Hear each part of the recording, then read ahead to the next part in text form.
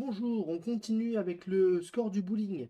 Cette fois-ci, pour terminer, on va améliorer le programme en évitant les valeurs aberrantes. C'est-à-dire, si on saisit une valeur négative comme score, on doit renvoyer un point d'exclamation.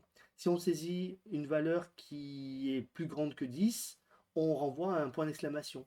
Si le score de la deuxième bille, deuxième boule, est négatif, on renvoie un point d'exclamation. Si la somme des deux scores est trop grande, on renvoie un point d'exclamation. Donc on élimine toutes les valeurs aberrantes. Alors, on y va, on fait ça dans le code. Donc nous en étions là. Donc d'abord, l'utilisateur saisit le score 1. On a l'instruction si on fait un strike. Et on va aussi gérer dès maintenant le cas, euh, aberrant. Donc sinon, si le score 1 est plus petit et plus petit que 0, voilà, si le score 1 est négatif, euh, un autre cas aberrant, c'est ou bien le score 1 est plus grand que 10. Dans ce cas-là, on affiche le point d'exclamation.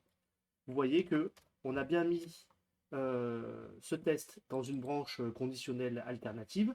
Donc en fait, uniquement une seule de ces branches va s'exécuter. Donc soit ça affiche X, soit point d'exclamation et le programme s'arrête, soit alors on demande le score 2 à l'utilisateur.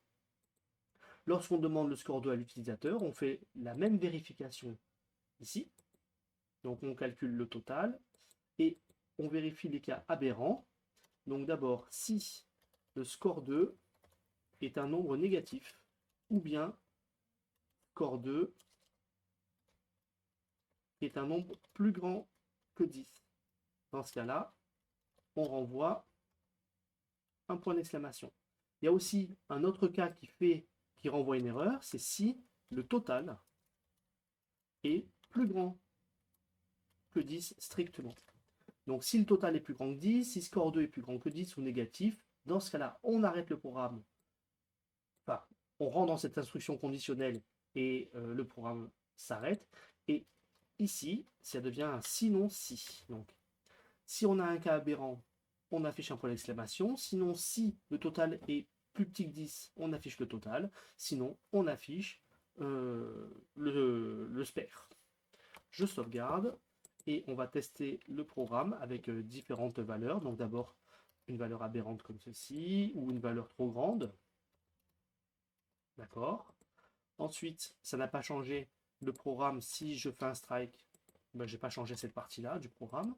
Ensuite, si je mets un score correct et puis ensuite je mets un score aberrant, ou si j'écris un score correct et encore un résultat aberrant, ou alors si c'est un score correct et un résultat aberrant, puisque la somme des deux dépasse le nombre de quilles, c'est noté. Et maintenant, si on fait un score qui va bien, on a le total qui apparaît. Et si on fait un total qui vaut 10, on a l'indication qui va bien. Voilà le programme qui est correct. Bravo.